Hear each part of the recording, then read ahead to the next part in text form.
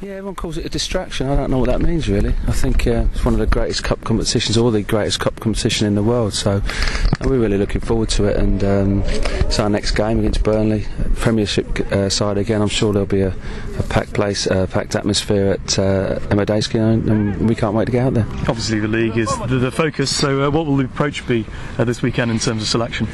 Try and win the game. We'll put our side out there, and we're preparing in the next couple of days, and the focus is trying to get into the next round. Momentum is what everyone talks about in sports. So is that how you view the cup competition as well? Well, it's just trying to get into the next round and go as far as you possibly can. And it's amazing how quickly the rounds come round, and all of a sudden you could find yourself in the quarter-final.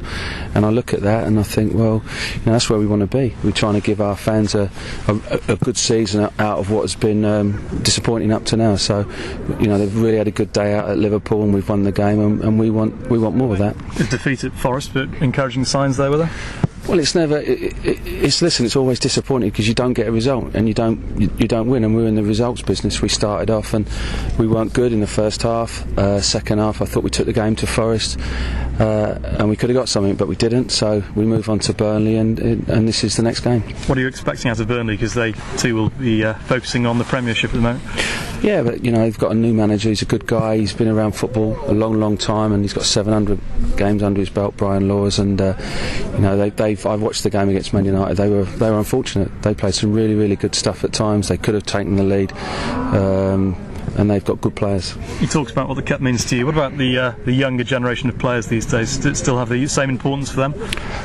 I think so. I mean, it's difficult for some. Our generation, I go back many years, and you remember the Sunderlands of this world, 1973. I was at 3 cup finals myself with Arsenal, and these are great days. And as a child, going up and watching the game on black and white, it was just a special day. And I think the cup is a special thing. What's your own favourite FA Cup memory then? Probably 1979 when I was at Arsenal. I was in the stands as a youngster, and we were winning 2-0 against Man United. 10 minutes to go, Terry Neal made a change. Steve Walford came on, and it was 2-2. And we all know what happened then. Liam got the ball, gave it to Rixie, and Alan scored the winner, Alan Sunderland. And I remember it being a great night and a very special day. You've already created some Reading memories this year. Yeah, it was funny actually. I went on to sad as I am, I went onto YouTube the other day, and there was a clip from one of us fans behind the goal. It was a 50-second clip just before Gylfi Sigurðsson took his penalty, and you could feel the nerves. It was tangible, and when we scored, I mean, our supporters went completely crazy, and it was really special. It was a good little clip. You should go and look at it. Makes the job worthwhile. It does. That's what it's all about. Thanks. Good luck. Lovely. Thanks. Cheers. Do you feel you owe Burnley one after? I mean, basically after that game in the playoffs, that's where it kind of all went wrong, or? No, I don't feel we owe Burnley one. They played over 2 legs. They knocked us out over 2 legs, fair and square. That was then, and this is now. They've got a new manager, and Owen Cole's done a terrific job. He's on his way to Bolton now, so we're just going to concentrate on this game and try and get ourselves in the next round. Do you think as a club Reading have sort of got over that disappointment losing in the playoffs? Yeah, I think so. This is a new team. I mean, there's a lot of the players that were here then that have gone. So now we just concentrate on the players that we've got, and look ahead to Saturday and try and win. Do you think it's good for the fans, the fact that they're seeing a first team put out the FA Cup now? They've got something to look forward to, because the FA Cup games used to be kind of the reserves, now they can expect a strong team. I think it's really good for the fans. You could see how special that was at Liverpool when we played at home and when we played away from home. It was a full house at Medeski when we played at home. And if you can get yourself closer to the business end of this tournament, you just never know. And listen, that was a special night at Anfield, and we just want to give the fans more of those kind of nights. Financially, it's a boost for the club as well. Yeah, and that doesn't do any harm, and it's worth good money. But for me, the most important thing is just to try and get through into the next round, and we want to give ourselves every chance of doing that. Do you know if any of that money will be available to you? I don't know, to be honest. That's not the issue. The big thing now is just to concentrate on what we've got to do Saturday and get the right result. Have you been told about the future? How long you're in charge for? Whether it's permanent, until the end of the season. No, I mean I basically, I'm sure things will sort themselves out in the short period of time. I mean, for the players' sake, wouldn't it be best for the players to know, if you're getting, say Brian McDermott is the manager until the end of the season or for whenever, just for a bit of stability, or? They look pretty stable to me. Speaking of supporters, do you think it's a bit unfair on the supporters, the fact that the club is in limbo in that situation? Do you think that's a bit... I think what it is what it is. I've been told to look after the team affairs, and that's what I'm doing, so I can only affect what I can affect. With your first answer there, Brian, it was almost as though you thought something might be said in the next few weeks.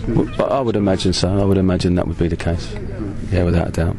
And have you had a look at Burnley in the last week or two? Or? Yeah. I've seen the video. We had someone at the game at Man United, but obviously it's a new manager now. Brian will have his own ideas, and we'll see. Obviously they've got a big game on Tuesday night against Bolton as well, so that might come into their equation. What have you taken out, post the Forest match, in terms of what you've been saying to your guys, taking the good things from the Forest performance, or? Well, you got to. I mean, we second half against Forest, we created chances, and we should have scored more than the one goal that we did do, and I thought we could have come out of that with a draw. Having said that, we didn't start well. We could have been 3 or 4 down in the first half, which was really disappointing. But once again, we've come back and showed our resilience. But we've got to stop giving goals away. That's the key. Who's injured, Brian? Who you got? Everyone's fine. You got no injuries at all? No, Chrissy Armstrong obviously is a longer term, and Noel Hunt. Apart from that, we've got everybody fit. No, Marek's got probably 2 or 3 weeks yet. What's up with him? He's got a stomach problem. Oh, is he? Yeah. What about the 2 new boys? Are they eligible? Yeah, they're both eligible. Griff can play, and so can Gunnar. They're both eligible. Did you deliberately go on YouTube to look to see how the fans reacted to that win? Or no, it was just I think my daughters were on YouTube, and then they put something in, and then all of a sudden it came up, and it was brilliant to watch it. It was your young version of parental control. I don't know who did it, but it was a 50-second clip on, and you could just feel it. If you go, you can actually. It was actually tangible. You could feel the tension before with Gylfi. The only one who wasn't tense was Gylfi, and you could see Gylfi roll the ball into the net, and the fans went completely crazy. And that's what being in football's all about for me. I mean, that shows nerves to do that, but I mean, you're going to need nerves at Medeisi Centre because the amount, the home record is a problem, isn't it?